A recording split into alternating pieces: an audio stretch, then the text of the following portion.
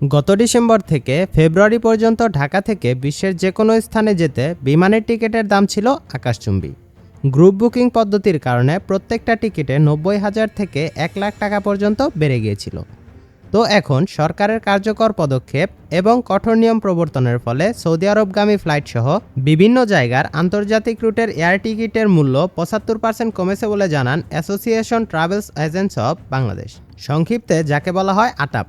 আটাপ জানায়, সরকারের মনিটরিং ও নতুন বিধিনিষেধ কার্যকরের ফলে প্রতি টিকিটের মূল্য ৪৮,০০০ থেকে ৫০,০০০ টাকার মধ্যে নেমে এসেছে।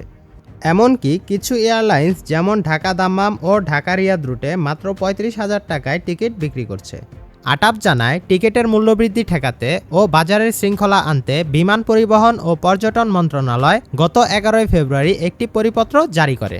এই নির্দেশনার ফলে জেদ্দা, মদিনা, দাম্মাম ও রিয়াদ সহ বিভিন্ন গন্তব্যের টিকিটের কৃত্রিম মূল্য বৃদ্ধি কমিয়ে আনা হয়।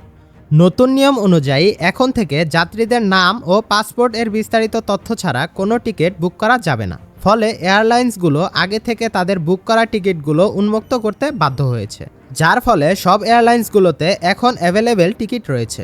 তো বন্ধুরা, এখন থেকে আপনারা চাইলেই কম খরচে বিদেশ ভ্রমণ করতে পারেন। সকলেই ভালো থাকবেন, সুস্থ থাকবেন। আল্লাহ হাফেজ।